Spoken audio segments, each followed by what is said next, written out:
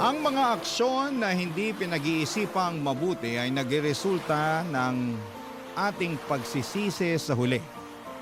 Kaya nga huwag tayong maging pabigla-bigla sa mga pagpapasya. At pag-isipan natin ito ng husto. Ikaw, kabarangay, pabigla-bigla ka ba magdesisyon?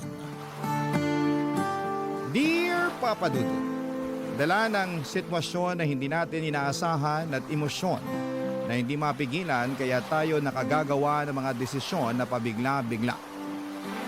Tapos ay nagsisisi tayo sa huli. Pero ika nga tao lang, nagkakamali at nadadapa rin. Ang mahalaga ay marunong tayong tumayo, magpatuloy at magpunas ng mga luha. Yan ang eksaktong karanasan na gusto kong ibahagi sa programa ninyong Barangay Love Stories, kaya napasulat ako. Ako nga pala si Clarence, 30 years old at taga Laguna. Ang ikukwento ko ay nangyari noong 20 years old pa lamang ako. College dropout ako, hindi ko lang siguro feel mag-aral, saka mahina ako sa klase kaya madalas akong nahihirapan. Kaya nga nung tumigil ako ay nagalit sa akin ang ate Terry ko. Ang kaisa-isa kong kapatid na nagpapaaral sa akin noong mga panahong yon, Papa Dudu.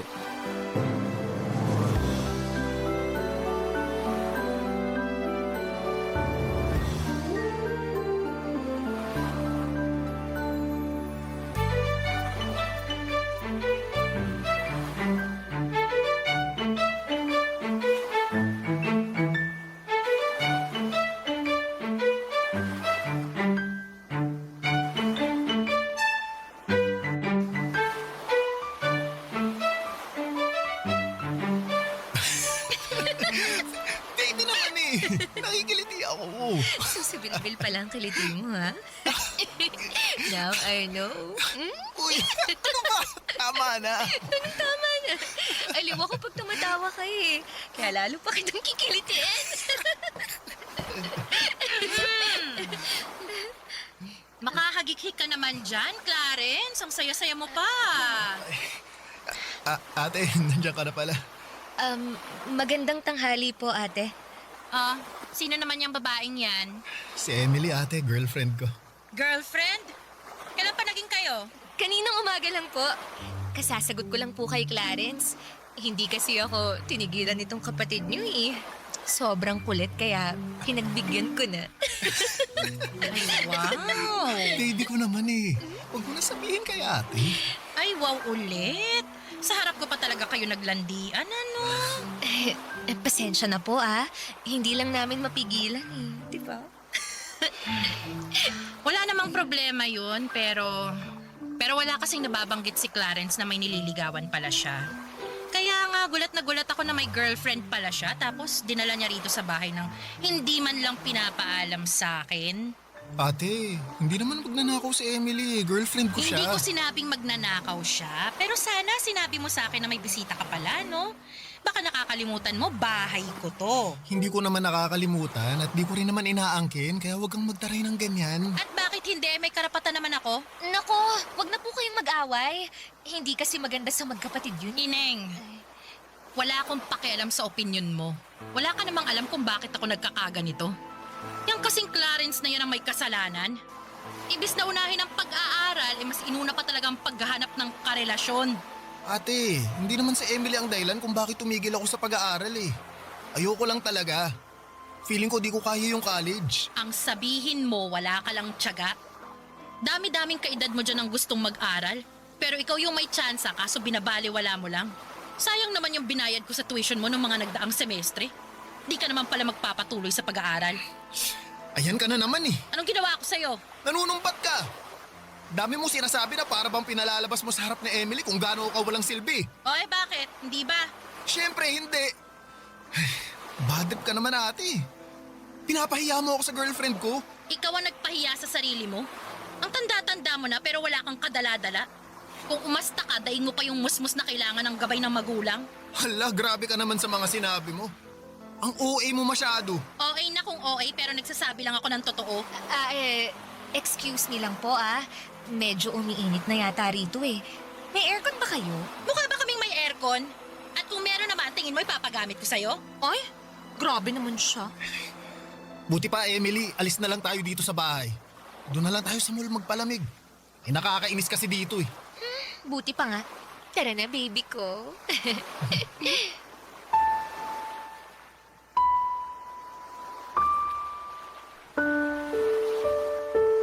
Papa Dudut, hindi talaga kami magkasundo ng ate ko. Para kasi siyang galit sa mundo palagi, yun bang pinaglihi sa sama ng loob na madalas kong sabihin sa kanya. Sa edad niya kasi noong 29 ay single pa rin siya. Baka factor na walang lalaki na nagkakagusto sa kanya kaya ganon siya kasungit. Sa katunayan ay ramdam ko na pinagtsatsagaan na lamang namin ang isa't isa. Lalo't nangako siya noon sa mga magulang namin bago sila namatay, naaalagaan niya ako. Fast forward, madalas kong sabihin kay Emily na gusto ko nang umalis sa poder ni Ate Terry. Ayoko na kasi yung pakiramdam na minamanduhan lalo na at hindi naman ako bata. Marunong na akong mag-isip at magdesisyon para sa sarili ko. Kaya nga kinumbinsi ako ni Emily na umalis na sa bahay ni ate.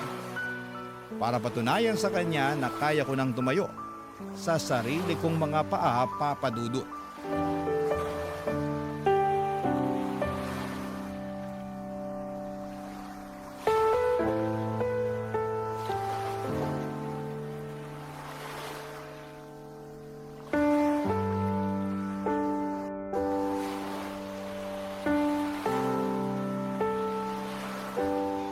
Alam mo ate, mabuti pa alis na ako dito sa bahay mo para hindi mo na ako mabubungangaan. Kung hindi ka nabibingin sa sarili mong boses, pues ako binging-bingi na. At saan ka naman pupunta? May matutuluyan ka ba pag alis mo rito? Bakit parang bigla ka yatang nag-aalala sa akin? Nag-iba na ba ang ihip ng hangin? Curious lang ako kasi ang lakas ng loob mo na umalis dito, wala ka namang trabaho.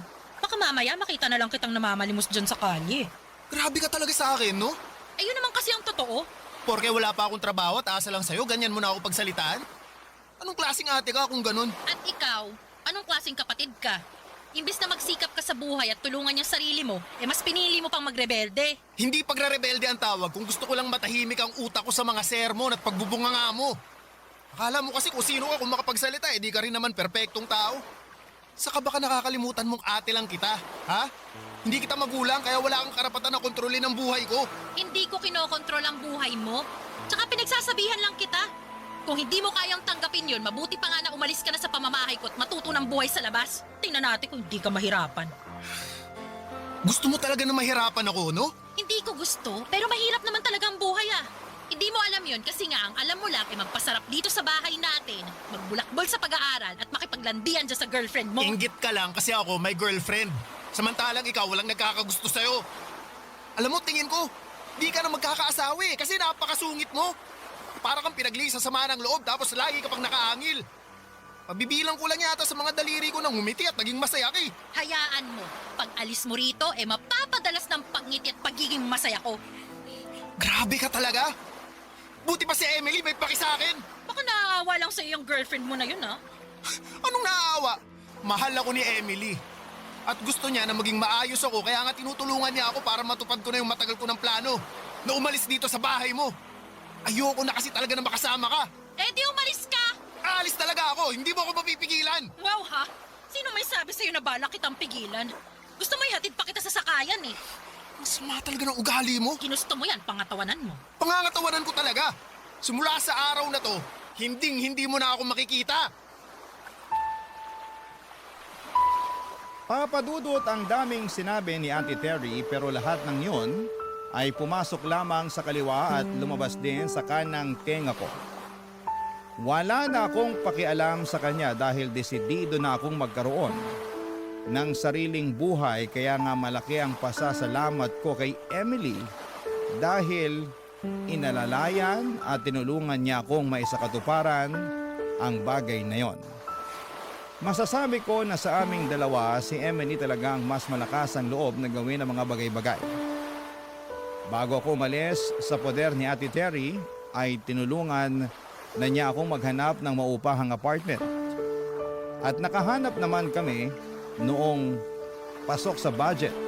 Kaya masayang masaya ako. Tapos niyaya ko si Emily na lumipat doon para magkasama na kaming dalawa. Hindi na kami mapaghihiwalay ni Ate Terry, Papa Dudut. At wala na ring maninita sa amin. Barangay Love Stories. Barangay Love Stories. Papa Dudut, tuluyan ko na ngang pinutol ang koneksyon ko kay Ate Terry. Hindi ko na siya tinatawagan o tinitext kahit minsan ay nangungumusta siya. Blinako na rin siya sa Facebook at gusto ko na lang magsimula ng buhay na hindi siya kasama kaya nag-focus na lamang ako sa paghahanap ng trabaho. Para meron kaming pambayad sa renta ni Emily. Dahil unemployed pa ako, siya ang nag-aabono ng advance at deposit ng apartment na tinuluyan namin at nangako ako na papalitan na lamang yon. Hindi nagtagal ay nakapasok ako sa isang canteen bilang all-around dishwasher, service crew, at minsan ay cook. Saktuhan ng sweldo at hindi pa nga umabot ng minimum. Kaya naman nahirapan akong makapag-ipon ng pera. May trabaho naman si Emily bilang call center agent dahil mataas ang kinikita niya kesa sa akin. Siya ang gumagastos sa aming dalawa hanggang sa nagreklamo na siya.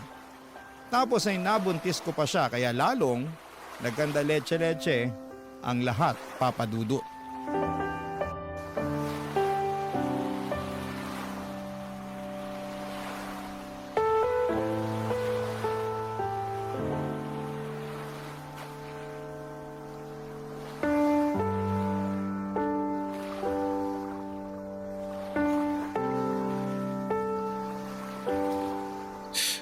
Sensya na ate.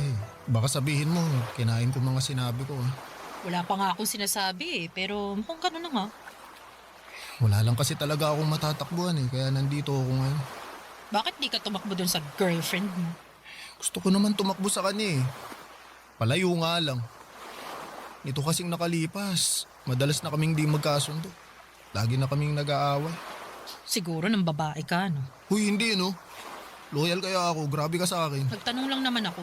Yung tanong mo parang hinuhusgahan mo na pagkatao ko Ano ba kasing rason bakit kayo kamo palagi nag-aaway? Sa pera kasi. Liit lang kasi nung naiaambag ko kaya nagreklamo na si Emily. Nauubos daw sa amin yung sweldo niya. Hindi naman daw pwedeng ganun palagi kaso anong magagawa ko kung mababa lang talaga magpasweldo yung napasukan kong trabaho? Bakit hindi ka na lang maghanap ng ibang trabaho? Yung malaking pasweldo. Sinubukan ko naman kaso bihira tumatanggap ng high school graduate Pinag-apply din ako ni Emily sa call center pero unang interview ko pa lang, ligwak na. Di kasi ako magaling mag-English kaya ayun, di rin ako nakapasok.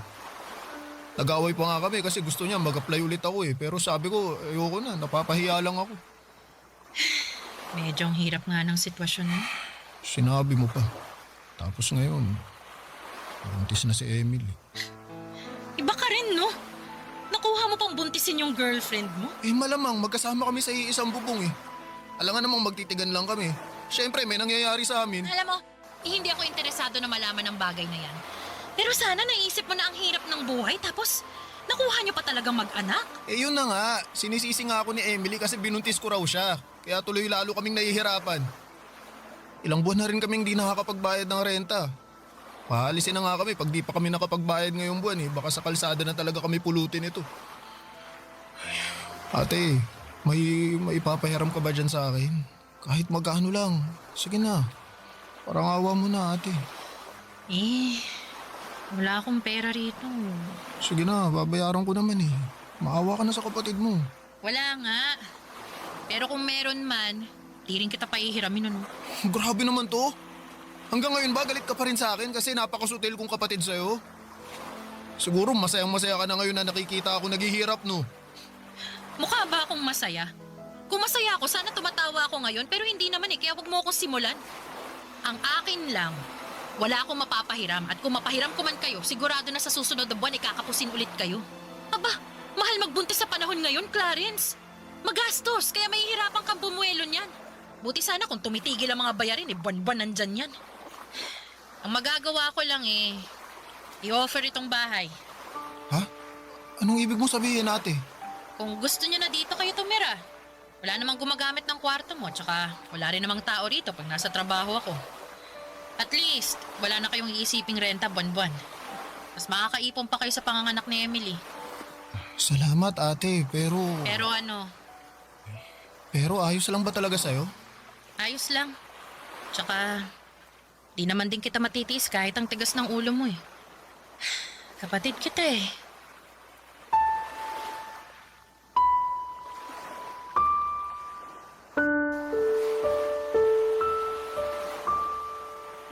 Papadudot, kinain ko talaga ang mga sinabi ko nung umalis ako sa poder ni Ate Terry nang makiusap nga ako sa kanya. Natulungan kami ni Emily.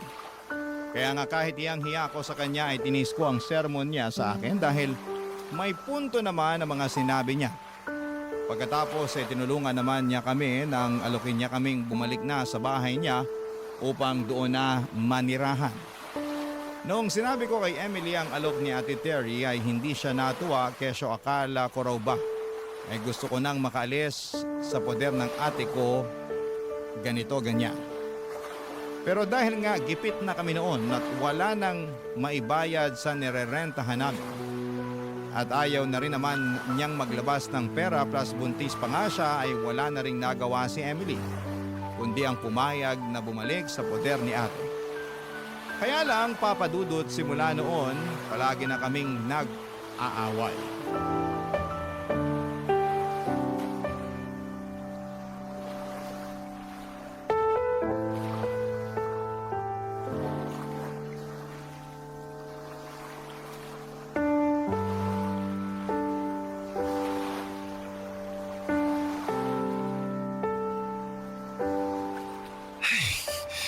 Emily naman, baka mapaano si baby. Paano mapapano? Nandito lang naman siya sa tiyan ko. Alam ko naman yun, pero balik mo nga sa OB ngayon. Kanina pa kita niyayaya kaso ayaw mo namang umalis. Ayoko nga. Tinatamad ako. Bakit mo naman katatamaran ng bagay na yun? Bakit ka ba kasi nakikialam? Ako naman ang buntis, hindi naman ikaw ah. Kaya mas alam ko kung ayos lang yung baby natin o hindi. Hindi ko kailangang magpa-OB. Gastos lang yan. Para ka namang ano eh. Ano? Sige, sabihin mo. Hindi na ba talaga matatahimik ang bahay na to? Simula nung dumating kayo rito eh, araw-araw na lang kayo nag-aaway. Mahiya naman kayo sa akin, oh. At bakit naman ako mahihiya sa'yo? Sino ka ba? Anong sinabi mo? Uy! Emily, ano ba yung pinagsasasabi mo kay ate? Kakayamot kasi tong ate mo eh. Sabat ng sabat, hindi naman kasali sa usapan. Bastos naman pala tong babaeng to eh. Clarence, pagsabihan mo yan ha, dahil papatulang ko yan kahit buntis yan. Sige, hindi rin kita aatrasan. O ano, halika, sabunutan tayo. Ano naman, no! Teka! Pwede ba? Kumalma muna kayo. Paano kakalmay napakagaganyang kinakasama mo? Bastos, walang modo. Baka nakakalimutan nyo sinong mas matanda rito ha? Wala kaming nakakalimutan, no?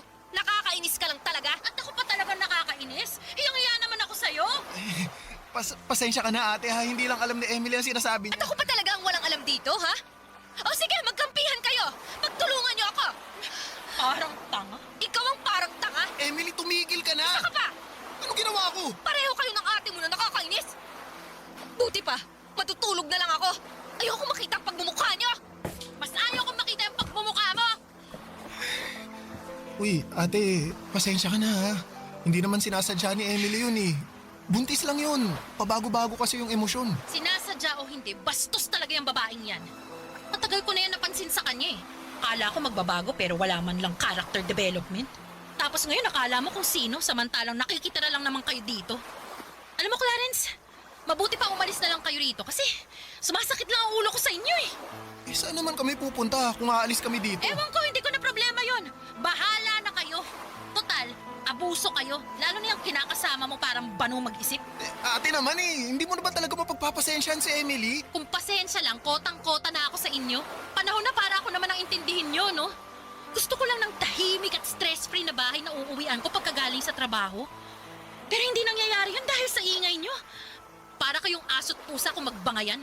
Mahiya naman kayo sa akin at sa mga kapitbahay natin. Papadudot, hiyang-hiya ako kay Ate Terry dahil siya na nga ang nagmabuting loob. Na patirahin kami sa bahay niya ay minasama pa ng kinakasama ko. Hindi ko alam kung dahil lamang ba yon sa buntis siya, Kaya siya moody o sadyang unti-unti ko nang nakikita ang tunay na ugali ni Emily.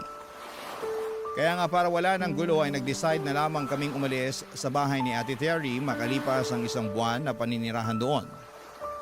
Tumuloy kami ni Emily sa bahay ng nanay niya. Bale, nagrenta lamang din sila ng maliit na kwarto kung saan ay kasama nila doon ang 5 pang nakababatang kapatid ni Emily sa ina. Dahil nga sa pagdating namin ay para na kaming sardinas doon na nagsisiksikan sa masikip na lata. Ang hirap kumilos at ang gulo-gulo ng mga kapatid ni Emily. Kaya hindi rin ako makapagpahinga ng maayos. Barangay Love Stories. Barangay Love Stories. Papadudot pakiramdam ko ay wala akong kakampi sa bahay ni na Emily, lalo na kapag nag-aaway kami. Mabait naman ang mama niya pero pakiramdam ko ay may sinasabi itong hindi maganda sa akin kapag nakatalikod ako. Pero sa kabila ng lahat ay pilit ko silang pinakisamahan ng maayos hanggang sa nanganak na nga ang kinakasama ko. Siyempre, tinulungan ulit ako ni Ate Terry para makabayad kami sa ospital.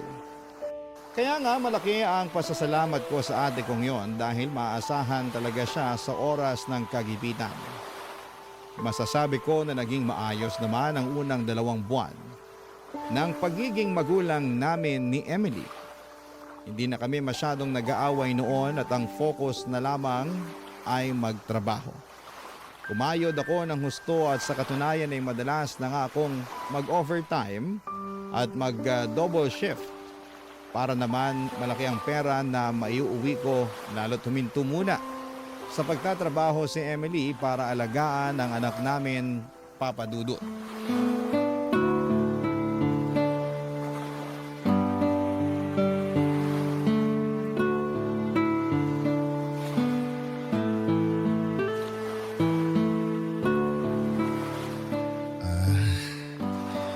Ito na pala yung sahod ko, Emily. Akin na. Kompleto ba to? Oo naman. Sige ha, bilangin ko. Huh? Ito na yun? Ha? Bingi ka ba o ano? Kako, ito na yung ipinagmamalaki mong sweldo? Oo, yan na yun. Ang kaunti lang naman na ito. Sigurado ka na wala kang kinupit ha? Grabe ka naman. Naniniguro lang. Nag-expect kasi ako na malaki-laking sweldo eh. Kasi halos dun ka na tumira sa pinagtatrabahuhan mo. Pero magkano lang naman yung nadagdag? Ayos ka rin, no? Imbis na magpasalamat ka sa akin, ganyan pa mga salitaan mo. Nakakawalang gana tuloy. Hoy, wala kang karapatang mawala ng gana. Dahil paano didede itong anak mo? Paano ako makakabili ng diaper niya? Sige nga. Baka nakakalimutan mong pamilyado ka na. Tapos hihiritan mo ako ng ganyan. Wala akong nakakalimutan. Pero hindi mo ba ako kayang pasalamatan man lang sa ginagawa ko para sa pamilya natin? Eh bakit kita pasasalamatan? Responsibilidad mo yan. Inanakan mo ako kaya kargo mo kami ng anak natin. Lalo ngayon na hindi ako nakakapagtrabaho. Ay nako, kakainis naman eh. Namimiss ko na yung sweldo ko.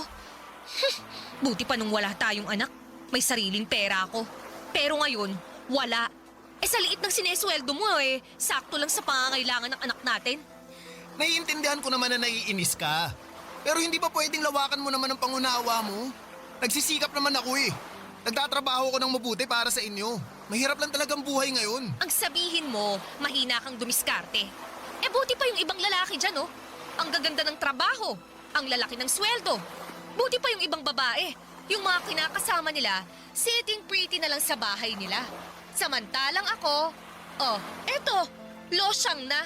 Tapos, wala pang pera. Mali naman yata na ikumpara mo ako sa ibang lalaki. Pati na rin niya sarili mo. Mali na kung mali, pero hindi ko lang talaga mapigilang mainggit eh. Tsaka, pati ba naman yun, sisitahin mo pa?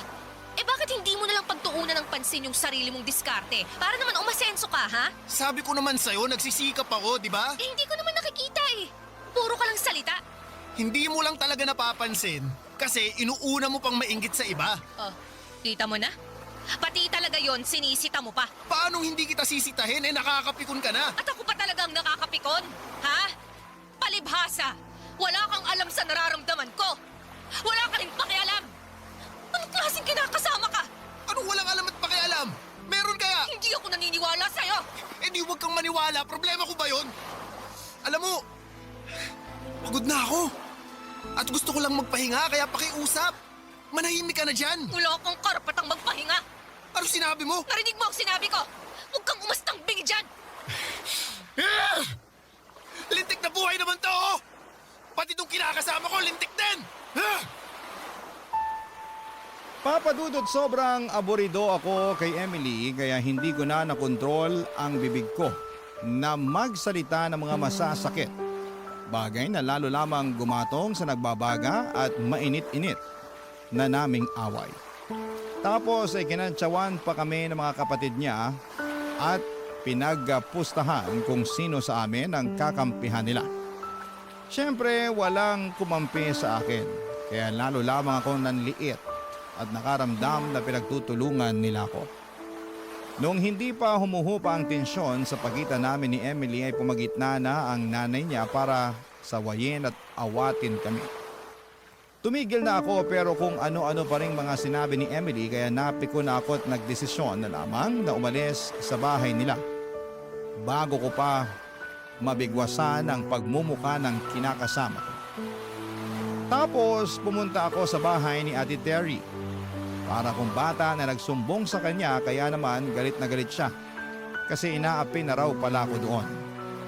Gusto niya sanang sumugod kina Emily para raw sa bunutan ng kinakasama ko kesyo wala siyang pakialam kung hindi pa nagtatagal simula ng mga anak ito. Pero inawat ko na lamang si ate at pinakiusapan na pabayaan na lamang niya akong magpahinga sa bahay niya. Kinabukasan, Papa Dudut, ay doon na ako umuwi kina Emily at sermon agad ang pinaalmusal niya sa akin.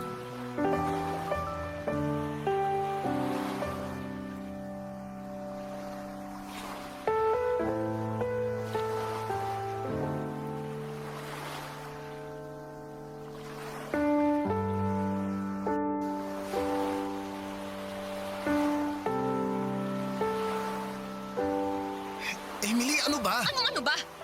Inaano kita, ha? Nagtatanong lang ako sa'yo. Saan ka galing, ha?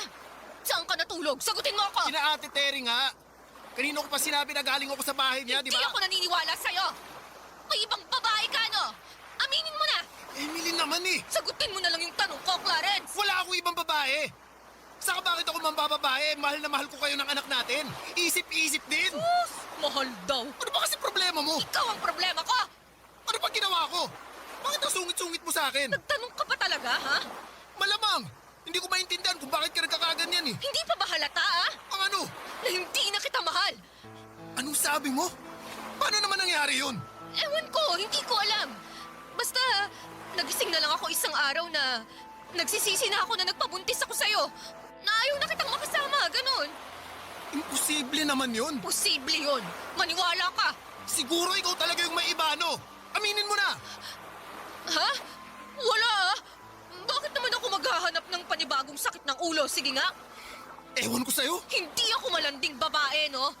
Pero kung sakali man na magkagusto ulit ako sa iba, eh iiwasan ko na yung mga kagaya mo. Aaminin ko na naging utu-utu ako noon. Kasi masyado akong nadala sa matatamis mong salita at naawa ako sa mga drama mo.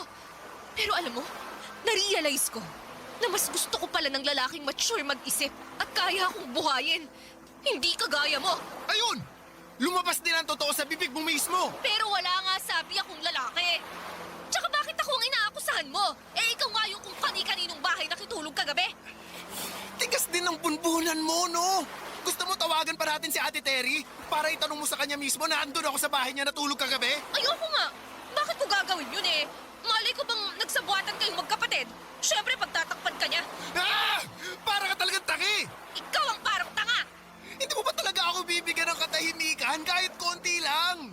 Manahimik ka muna kasi nakakapikon ka na eh! Ano naman kung nakakapikon ako? Ha? Oh, bakit? Anong gagawin mo sa akin? Sasaktan mo ako? Sira, hindi ako nananakit ng babae. Di raw. Pero sa tono mo parang papunta na dun eh. Grabe ka na sa akin, Clarence! Sobra-sobra nagpasakit ang ginagawa mo sa akin! Ano, wala akong ginagawa sa'yo. Napaka-OA mo, ha? Ako pa talaga ang OA! Oo, sino pa ba?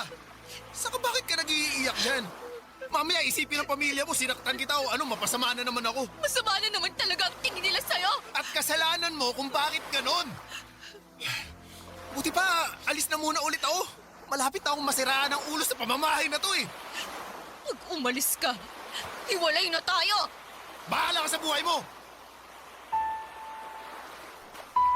Papadudot nakipaghiwalay nga sa akin si Emily at kahit masakit sa loob ko ay hinayaan ko na siya. Ang bigat din naman niya sa kalooban na kasama kasi. Tipong hindi na niya ako nirespeto at hindi niya rin na-appreciate ang mga efforts na ibinibigay ko para sa kanya. Bukod doon ay pinagbintangan niya pa akong may ibang babae samantalang siya nga yung nanlalalaki. 2 araw pagkatapos kong umalis sa bahay nila. Maging si Ate Terry ay hindi rin makapaniwala sa kinahandungan ng aming relasyon. Pero isa lang ang nasabi niya. Confirm daw na malandi ang dati kong kinakasama. Wala na naman akong pakialam kay Emily. Ang habol ko lang ay ang anak ko na nakikita ko ng isang beses sa loob ng isang linggo. Nag-focus na lamang ako sa pagtatrabaho at pagpapaunlad sa aking sarili para masustentuhan ko ang aking anak at mabigyan siya ng maayos na kinabukasan. Hanggang dito na lamang po ang sulat ko, Papa Dudut. Maraming salamat po sakaling mapili niyong i-ere sa programa ninyong Barangay Love Stories. More power po sa inyong programa at sa inyong istasyon. Ang inyong forever, kapuso at kabarangay, Clarence. Kwentuhan naman tayo dito sa comment section. Ang mga kwento ng pag-ibig, kwento ng buhay at kwento ng pag-asa dito sa Barangay Love Stories.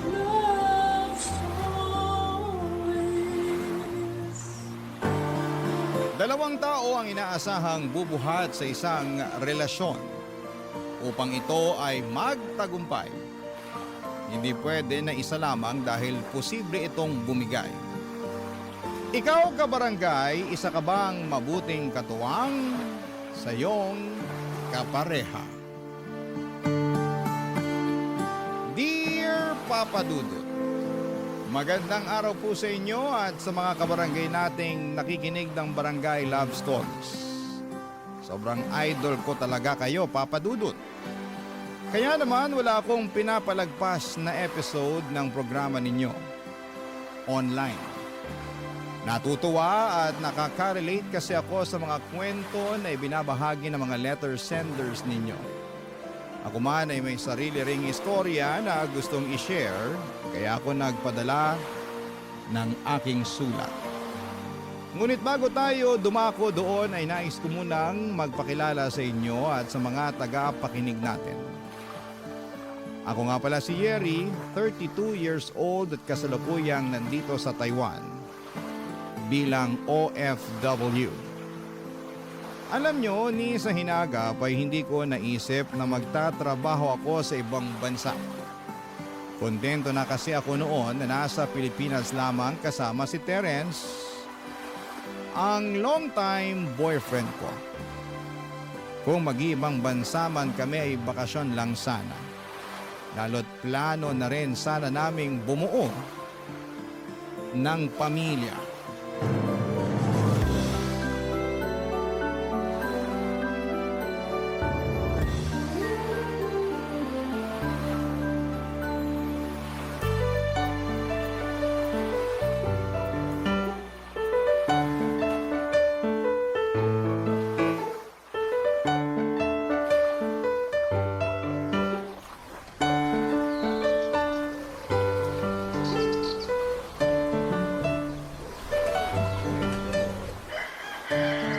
Uy, kinasal na pala si Tintin. Grabe naman, parang kailan lang. Akala namin hindi na siya makakapag-asawa pero tadhana nga naman, oh. Teka, pusuan ko nga to. Ayan, ang cute-cute naman nila. Baby love, pwede ba tayong mag-usap? Ha? Tungkol saan, baby love? Sa sa plano ko. Anong plano? Hulaan ko. Bakasyon ba yan? O baka naman tungkol sa kasal natin? Ikaw Naku, sorry Wala sa mga nabanggit mo, baby love eh. Okay. Hula lang naman eh. Pero ano ba yung plano mo? Kasi may May ano? may bago akong business idea. Ha? Hindi ko business idea pala kasi dalawa kami rito ng best friend kong si Louie. O tapos? Gusto naming magtayo ng coffee shop kasi nakitaan namin ng potential yung business lalo na sa location na napili ni Louie eh. Alam mo naman na matagal ko ng pangarap magkaroon ng sariling business, di ba? Oo naman. Simula pa lang nung nakilala kita business-minded ka na eh. Simula pagkabata, kaso inalat naman ako sa mga nauna kong business kaya ayun. Pero ayoko namang habang buhay na malugmok sa bagay na yun. Saka gano'n naman talaga sa negosyo eh, tsambahan ng pag-asenso. Kaya kailangan meron kang pusong determinado. Wow, ikaw talaga. Pag-usapang business tumatalinghaga ang mga salitaan mo Pero tama ka naman sa mga sinabi mo, baby love.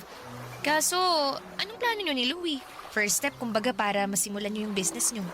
Syempre, kailangan namin ng kapital. Pinagsama namin ni Louie yung savings namin pero para mas makatipid sa pagbabayad sa mga tauhan nagkasundo kami na tutukan yung business simula pagpapagawa hanggang sa pagtatauhan. Kaya nga nag-decide akong mag-resign sa trabaho para ako na yung tatao muna kasi hindi pwedeng umalis si Louie dahil di hamak na mas malaki ang kita niya sa pinapasukan niya kaysa sa akin. Nako, sigurado ka na ba talaga dyan? Oo naman. Pinag-isipan ko na to ng maraming beses. Nakakakaba pero nakaka-excite. Kasi hindi ko talaga nakikita ang sarili ko na magiging empleyado habang buhay. Gusto ko, ako yung amo at para mangyari yun, kailangan ko magtayo ng sarili kong negosyo. Partnership nga lang kami ni Louie rito pero at least kami pa rin ang boss. Naiintindihan ko ang gusto mong mangyari. Pero dapat, sigurado kayo na kikita yung business nyo, ha? I mean, sayang kasi pag hindi nyo mabawi ang kapital nyo. Lalo ka na. Malaki ang mawawala sa'yo kasi walang papasok na income sa'yo pag nagsimula na kayo. Tapos plano mo pang mag-resign. Alam ko naman yun. Tsaka nakahanda ako sa anumang pwede mangyari. Okay. Pero paano yung bayarin natin dito sa inuupahan natin? Paano yung iba pa nating expenses kung lahat ng pera mo palabas at walang pumapasok? Yun na nga. Makikiusap sana ako na ikaw munang sumagot ng mga bayarin natin. Terence naman! Kahit 6 na buwan lang. Target namin na matapos yung pagpapagawa ng coffee shop in 3 months. Tapos mag-o-opening na kami. Sigurado naman makakabawi na kami in just 2 months, no? Para naman yatang suntok sa buwan yung sinabi mo Yun naman ang hirap sa'yo Wala kang bilib sa akin. Hindi naman sa ganun. Basta, pangako, magiging successful tong business na naisip namin ni Louie. Suporta mo lang at tiwala ang kailangan ko, baby love. Papadudot naging kami ni Terence noong pareho pa lamang kaming nasa college. At noon pa man ay business-minded na talaga siya. In fact, pangatlong negosyo na niya ang pinaplano niyang itayo ng best friend niyang si Louie noong mga panahong yon. Hindi kasi nagtagumpay ang dalawang business na sinimulan niya right after college graduation. At kapag nangyayari yon ay bumabalik siya sa pagiging empleyado at mag-iipon muli ng kapital. Pero hindi na kami bumabata ng mga panahong yon. At kahit na gusto ko siyang suportahan sa pangarap niya, di maalis sa akin ang pagdududa na baka katulad ng dalawang naunang negosyo niya ay mabigo ulit siya. Sa huli, si Terence pa rin ang nasunod at wala akong nagawa. Humiram siya ng pera sa bangko pang kapital dahil kinulang ang savings nila ni Louie at nag-resign siya sa trabaho niya upang matutukan ang negosyo nila. Hindi nagtagal ay nag-soft opening sila at masasabi ko na naging matagumpay naman yon. Naging maayos ang kitaan nila ng sumunod na 2 buwan. Pero pagpasok ng pangatlo hanggang pang-4 ay bigla na lamang may nangyari. Papadudot.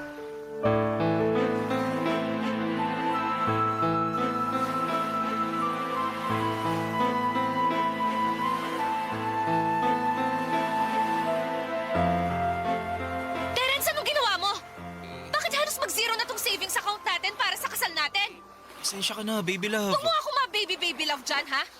Ipaliwanag mo kung bakit nawala yung savings natin. Ikaw at ako lang naman ang may access dito, ah. Oo nga, pero hindi naman nawala eh. Ano hindi nawala? Tingnan mo nga. Halos wala nang natira. Nahiya ka pa. Nag-iwan ka pa ng 10 piso. Sana sinagat mo na. Hindi nga nawala kasi, Kasi ano? hiniram ko muna. Hiniram? Oo, At saan mo naman ginamit yung pera natin, Aber? sa dun sa coffee shop namin ni Louie. Ano? Terence naman! Bakit kinailangan mong gamitin dun yung pera na pangkasal natin, ha? Sige nga! Medyo kasi, may mga kailangang i-repair sa shop. Kaso wala na kaming pera na pampa-repair dahil may hinana yung kita ng business namin eh. Sabi ni Louie wala na siya mailalabas kaya pinagawan niya ako ng paraan para makahanap ng pera. Tapos naisip mong kunin yung savings natin nang hindi nagpapaalam sa akin. Oo, pero Pero ano? Ha? Terence naman! nagawa ko lang naman yun kasi pag nagpaalam ako siguradong hindi ka papayag. Hindi alam mo! Kita mo na. Kaya hindi na ako nagsabi sa'yo kasi alam ko, di mo naman maintindihan yung rason ko kahit na ipaliwanag ko pa. Sayang lang laway ko sa'yo. Ano bang pinagsasasabi mo? Saan naman ang galing yan? Sa akin lang. Pansin ko kasi wala ka na talagang bilib sa akin eh. Nasa tuwing may naiisip ako negosyo, akala mo laging papalpak. Bakit nagkamali ba ako? Kakasabi mo lang na mahina ang kita ng shop nyo, di ba? Oo. Pero gano'n naman talaga sa negosyo, di ba? May mga panahon na mahina pero meron din namang panahon na malakas. Pero mali pa rin na nagdesisyon kang mag-isa na gamitin ang savings natin dahil dyan sa negosyo mo. Hindi naman sa'yo lang yung pera na yun eh. Sa akin din yun. Tsaka pagkasal natin yun, Terence. Ang tagal natin inipon yun, tapos ngayon wala na. Ano magsalita na parang hindi na maibabalik yung pera natin? Kasi nga hiniram ko lang yun. Ibabalik ko rin yun pag nakabawi na yung shop namin. Paano pag hindi? Ha? Paano kung tuloy-tuloy na mahina na yung benta nyo? Paano mo babayaran yung perang kinuha mo sa account natin? Sige nga! O yan, kita mo na? Anong kita mo ng pinagsasasabi mo dyan? Ang negative mo!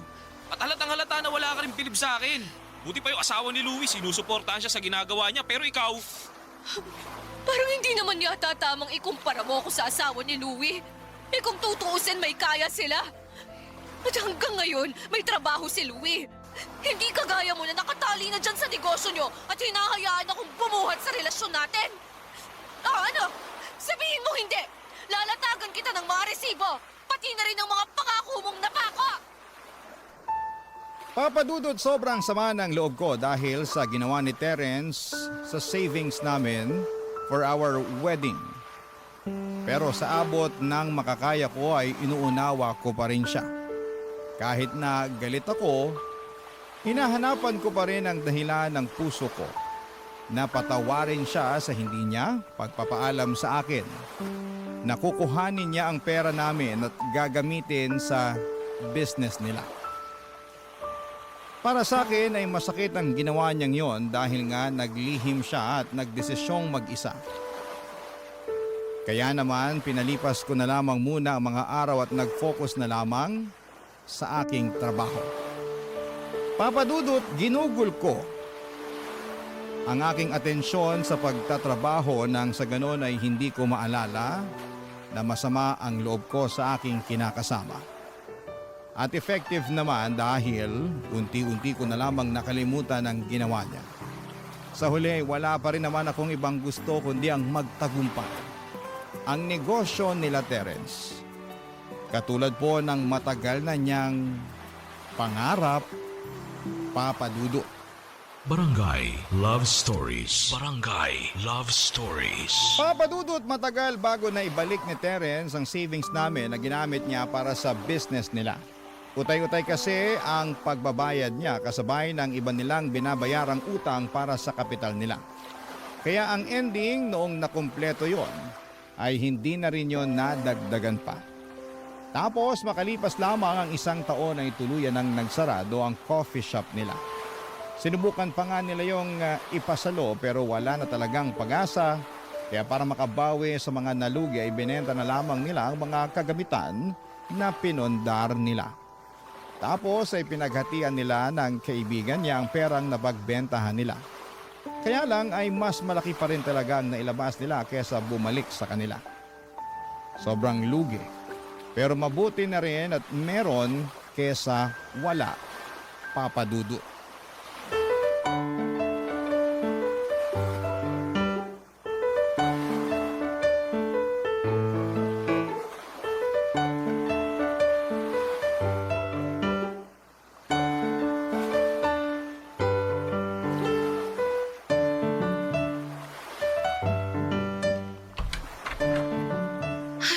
Grabe naman traffic sa Pilipinas to.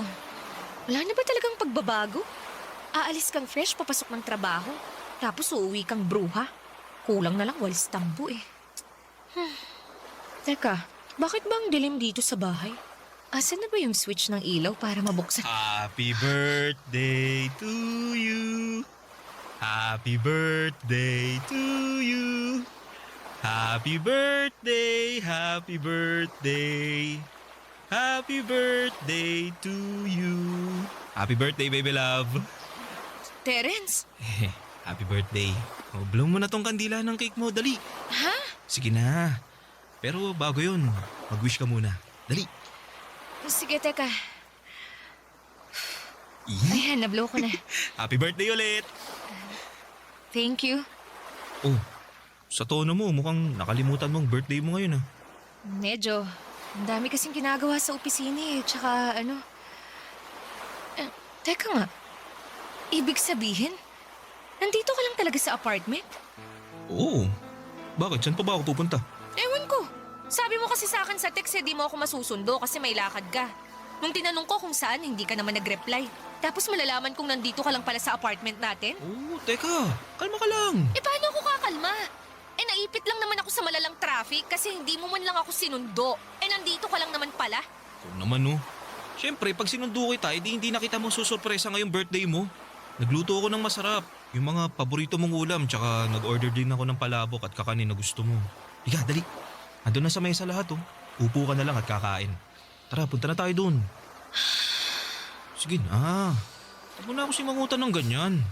Tsaka, di ka ba masaya na pinaghanda kita ngayong birthday mo? Mukha ba akong masaya? Grabe ka naman. Pasensya na. Pagod lang talaga ako. Sumakit na kasi yung ulo ko dun pa lang sa traffic eh. Ay, teka nga muna. Saan ka kumuha ng pinambili mo ng mga pagkain na yan? Pati ng cake na yan. Ha? Ay, sa akin. Sa'yo.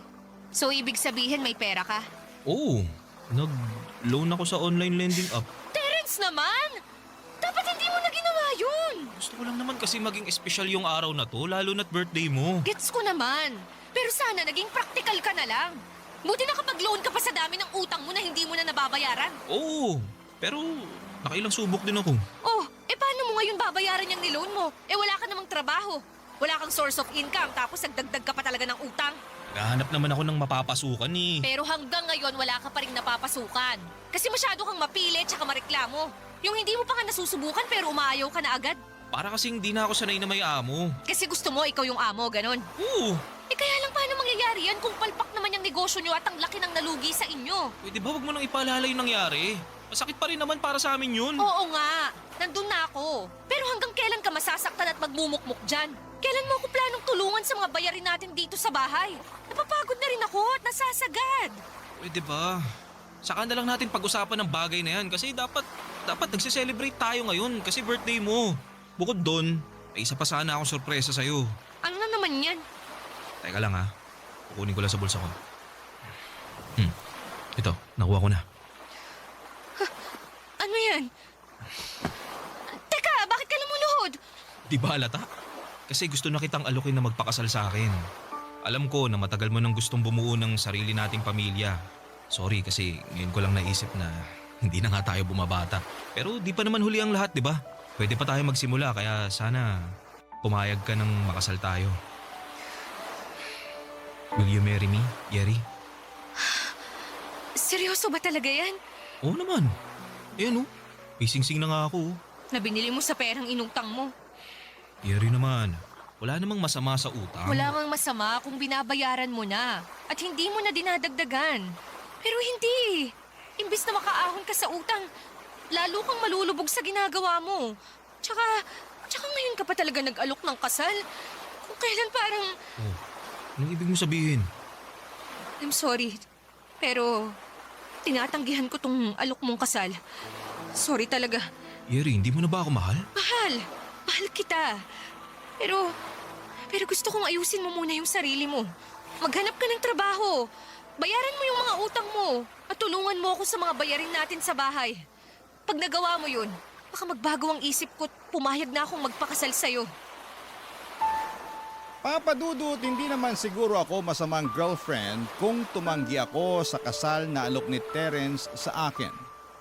Mahal ko naman siya at pangarap ko na maikasal sa kanya. Pero sa nakikita ko ay hindi pa talaga handa si Terence na mag-level up sa aming relasyon. Kumbaga gusto lamang niya kaming maikasal para mapasahan niya ako ng responsibilidad sa mga bayarin niya.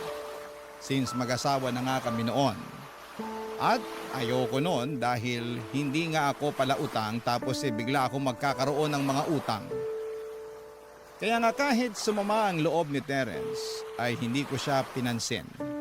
Sinabihan ko na lamang siya na kung gusto niyang matuloy ang kasal namin, ay dapat siyang magsikap at patunayan niya yon sa akin. At magagawa lang niya ang mga bagay na yon kapag naghanap siya ng trabaho. At tigilan na niya ang pag-iisip ng kung ano-ano na mga klase ng negosyo.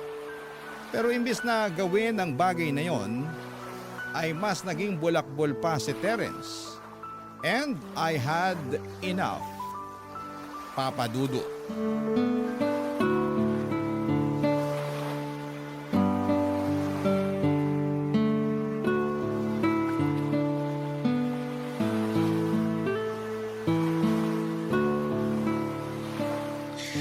Naku, paano ba to? May kailangan palang bayaran sa school ni Bunso tapos nanghingi rin ng pambili ng gamot si nanay.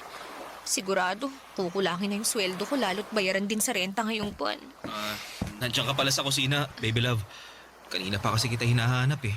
Ang liit-liit lang nitong apartment natin, Terence. Madali lang tayong magkakakitaan. Grabe ka naman. Bakit ba ang init agad ng ulo mo? Stress lang ako. Bakit mo ba ako hinahanap? May kailangan ka ba sa akin? Oo, meron. Ano? Sabihin mo na, may ginagawa ko rito. Ano kasi, nagyaya yung tropa namin ni na Louie na mag-staycation. Kami-kami lang, mga boys. Sa Tagaytay, kaso sabi ko, di ako makakasama dahil wala akong pera pang gastos. Pero mapilit talaga sila eh. Sabi ni Louie, mangutang na lang daw ako sa'yo, kaso Ano? babayaran ko naman, baby love. Paano mo babayaran? Wala kang trabaho. Tsaka sandamukal na ahente at kolektor na yung naniningil sa'yo mula sa mga inutangan mo. Pero hindi mo man lang pinapansin. Pati sa akin tumatawag sila at nagbabanta na ipapabarangay ka. Pero parang hindi ka naman naaalarma. Tapos ngayon, nakuha mo pa talagang sumama sa staycation na yan? At sa akin ka pa talaga uutang ng pera, ha? Alam mo naman kasing hirap akong makaloan sa mga online lending app, di ba? Tsaka mabuti na yung sa'yo ko manghiram dahil girlfriend naman kita. Kesa sa ibang tao, di ba? Oo, girlfriend mo ako. Pero anong mabuti doon? Ewan ko ba sa'yo, Terence? Para kang bata eh. Hindi mo na naisip na short din ako sa budget ngayon dahil sunod-sunod ang gastusin sa bahay namin. Tsaka rito sa atin. Tapos nakuha mo pa talaga akong utangan, ha? Tsaka wow, ha? Wow talaga. Kasi nakakainggit ka naman. Dahil naisip mo pang magbakasyon, samantalang hirap na akong mag-budget dito. Yun lang naman yun, baby love. Tsaka di ko naman siguro kasalanan kung subsub ka sa trabaho kaya di ka na nakakapagbakasyon. Baka nakakalimutan mo, last time, niyaya kitang magbagyo pero tumanggi ka. Oo, tumanggi ako kasi ako lang naman ang gagastos. Baka imbis na ma-relax ako lalo lang akong ma-stress. Alam mo, Terence, ayoko na. Oh, anong ayaw mo na? Ayoko na ng ganitong buhay. Ayoko na ma-stress ng bonggang-bongga dahil sa pera. Naturingan na kasama kita sa buhay pero parang mag-isa pa rin ako dahil pabuhat ka eh. Pagod na akong buhatin tong relasyon natin ng mag-isa. Kaya nga naisip ko na makipaghiwalay na lang sa'yo. Total, hindi naman ako mahalaga sa'yo eh. Teka, anong pinagsasabi mo? Siyempre mahalaga ka sa akin, baby love. Kung mahalaga ako sa'yo, maghahanap ka ng trabaho. Tutulungan mo ako sa mga gastusin natin sa bahay. Pero hindi eh. Hindi mo nga yata naisip yun. Kasi hanggang ngayon, wala ka pa rin pinapasukan. At mukhang masaya at kontento ka lang na nandito ka sa bahay natin. Pera na lang ba talaga at ang mayaampag ko ang batayan ng silbi ko sa relasyon natin? Masipag naman ako rito sa bahay ah. Naglilinis ako, nagluluto, pinaglalaba kita, inaasikaso Pero ko lahat. hindi pa rin yun sapat para magtiis ako sa'yo. Kasi sa nakikita ko, wala ka talagang plano para sa atin. Gusto mong magkapamilya tayo. Pero ayaw mo maghanap ng trabaho. Ayaw mo akong tulungan financially. Paano na lang pag nagkaanak na tayo? Huwag mong sabihin sa akin na ako pa rin ang kailangang magbanat ng buto kahit nakabuanan ko na. At ako pa rin ang mag-iipon ng pera para sa panganganak ko. Aba, kawawa naman ako nun. Yeri naman, pwede naman natin pag-usapan to eh. Wala na tayong dapat pag-usapan. Wala na, inubos mo na ako, Terence. Pagod na akong umasa na may isip mo pa akong tulungan sa pagtataguyod ng relasyon natin. Dahil sa kung ganito palang nawala ka ng maiaambag financially. Ibig sabihin, hindi ka pa handang magkaroon ng pamilya.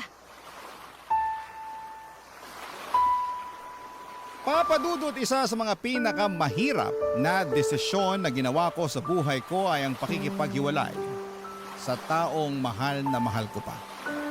Bukod doon ay ang tagal na rin namin ni Terence, live-in na nga kami at kasal na lamang ang kulang. Nakakapanghinayang pero na-realize ko na hindi sapat na mahal mo lamang ang isang tao dahil hindi kayo mapapakain ng pagmamahal na yon. Lalo na kapag may mga anak na kayo. Sa kabinigyan ko naman ng pagkakataon si Terence na ayusin ang sarili niya pero hindi niya ginawa. Kaya napuno na lamang ako hanggang sa maisipan kong makipaghiwalay na lamang. Yon ang magiging solusyon para makawala ako sa responsibilidad ko sa kanya. At kahit ako ang nang-iwan sa aming dalawa, masakit pa rin sa akin ang nangyari. Kaya upang tuluyang makausad ay nakapag-isip-isip kong mag-apply ng trabaho sa ibang bansa at magpakalayo-layo. Barangay Love Stories. Barangay Love Stories. Papa Dudut, yun ang rason kung bakit po ako nasa Taiwan ngayon. Tandang-tanda ko pa na magkahalong takot at excitement ang naramdaman ko noong unang beses kong tumapak dito. Takot dahil bago sa akin ang lahat at excitement sa buhay na naghihintay sa akin. Nagsikap po ako para makaipon ng pera at para na rin matulungan ang mga mahal ko sa buhay sa Pilipinas. Trabaho ang naging sentro ng pang-araw-araw kong buhay. Wala na po akong pakialam noon sa love life dahil ayos na sa aking tumandang dalaga basta wag lang ako mapunta sa maling tao. Pero God is good all the time. Dahil makalipas ang 6 na buwan, nakilala ko ang aking Taiwanese boyfriend na sinama ko nga sa Pilipinas nitong 2025 nung umuwi kami para magbakasyon. Siyempre kasama na rin doon ang plano kong pagpapakilala sa kanya sa pamilya ko.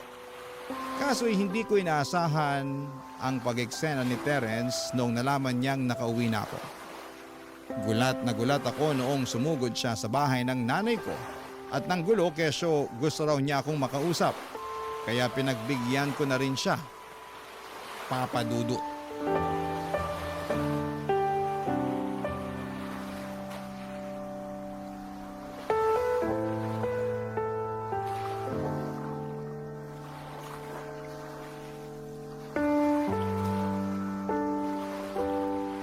Terence, ano bang ginagawa mo rito?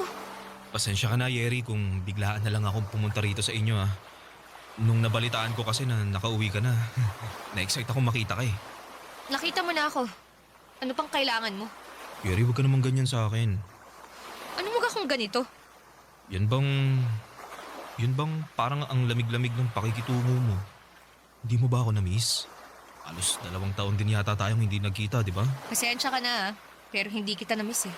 Ganun na lang ba talaga kadali sa'yo nakalimutan yung pinagsamahan natin? Ano bang pinagsamahan yun?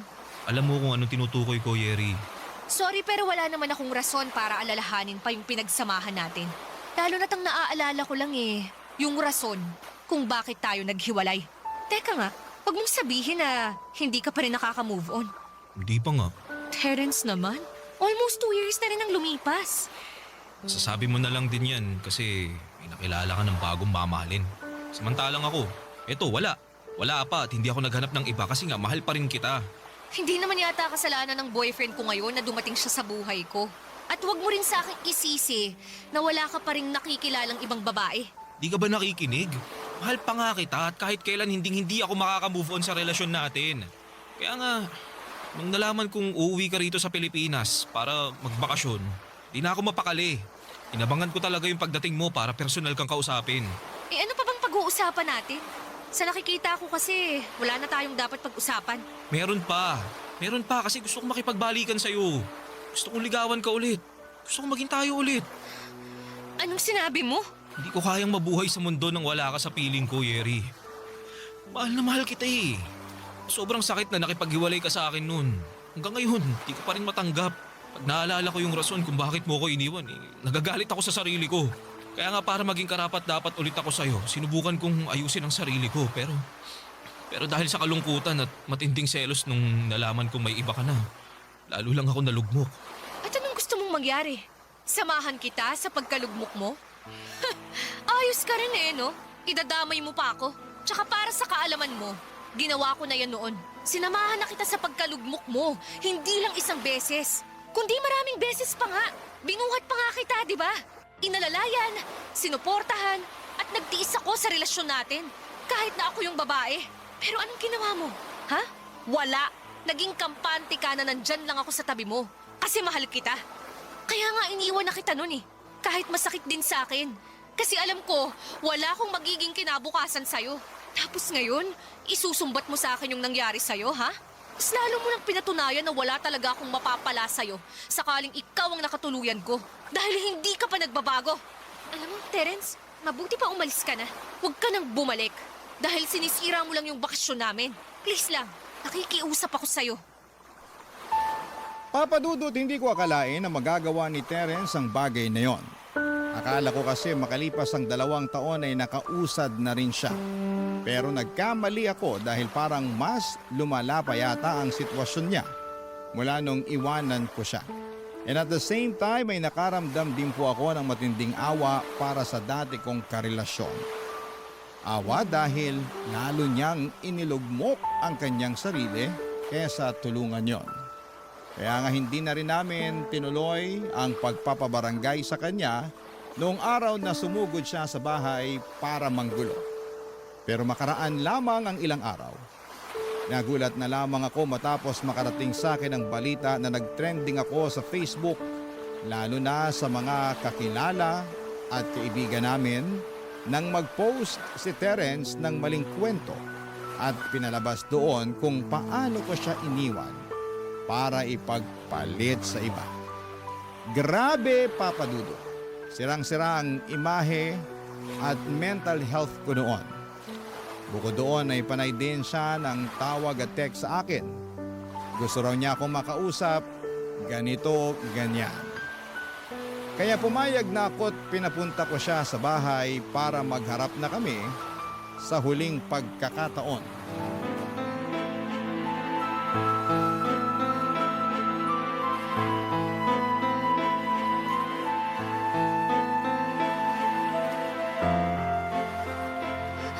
Hayop ka, Terence! Ano ba bang gusto mo? Sa pagkakatanda ko, wala naman akong kasalanan sa'yo ah! Bakit mo ba ako ginawa ng maling kwento? Pasensya ka na, Yeri. Pero desperado na kasi ako eh. Hindi mo ko pinapansin. Hindi mo nire-replyan yung mga chat tsaka yung text ko. At yung mga tawag ko ayaw mo ring sagutin. Para ano pa? Eh wala na rin naman tayong dapat pag-usapan pa! Marami tayong dapat pag-usapan. Marami, tulad ng... tungkol sa ating dalawa. Tungkol sa relasyon natin. Matagal na tayong tapos, Terence. Ilang taon na rin, di ba? Pero mahal pa nga kita. At hindi ako makakapayag na ikaw lang ang masaya sa ating dalawa. Tapos ako ito, lugmok, malungkot, nag-iisa. Ayoko, Yeri. Ayoko maging mag-isa, kaya nakikiusap ako sa'yo. Bumalik ka na sa akin. Please. Please, balikan mo na ako. Parang hawa mo na. Binabalaan kita. Pag hinawakan mo ako, may kalalagyan ka. Hindi naman kita sasaktan, kaya huwag ka matakot. Hindi naman ako ganun eh. May natatandaan ka ba na pinagbuhatan kita ng kamay? Wala naman, di ba? Kasi nga mabait ako. Oo, mabait ako. Kaya dapat balikan mo na ako, Yeri. Hindi na kita babalikan dahil hindi na kita mahal. At bakit hindi, ha? Dahil ba dun sa bago mo? Bakit? Di naman siya kagwapuhan, ha? Mukha rin naman siyang lampat, patpatin. Ano ba nagustuhan mo sa kanya? Siguro mayaman siya, no? O baka naman mas magaling sa kama kaysa sa akin. Kapal naman ang mukha mo na bastusin ang boyfriend ko! Kung na lang ulit kasi ang mahalin mo, Yeri. Nangangako naman ako sa'yo na Magbabago na ako eh. Sana noon mo pa naisip yan, Terence. Hindi yung kung kailan huli na ang lahat. Ang kapal naman na mukha mo sabihin sa akin ang bagay na yan. Eh kasalanan mo naman kung bakit ako lugmok ngayon. Nakakabilib din talagang kakapalan ng pagbumukha mo. Umiiyak-iyak pa naman ako noon at kwine-question ko ang sarili ko nung iniwan kita. Yun pala, yun ang pinakamagandang desisyon na ginawa ko sa buhay ko. Umalis ka na, Terence. Hindi ako aalis hanggat hindi ka pumapayag na makipagbalikan sa akin. Hindi na ako makikipagbalikan sa'yo. Kaya huwag ka nang umasa. Masaya na ako sa buhay ko. Kaya sana naman maging masaya ka na rin sa buhay mo. Unahin mong ayusin ang sarili mo dahil may potensyal ka naman eh. Ayoko mabuhay na wala ka, Yeri. Hindi ko kaya. Hindi ko kaya. Kaya sana bumalik ka na sa akin, Yeri. Huwag mo sabi akong lalapitan eh! Habang kita sasaktan eh. Aalagaan kita. Mamahalin kita, Yeri. Lalo mo lang sinisira ang buhay mo sa ginagawa mong yan, Terence! Please, makipagbalikan ka na sa akin.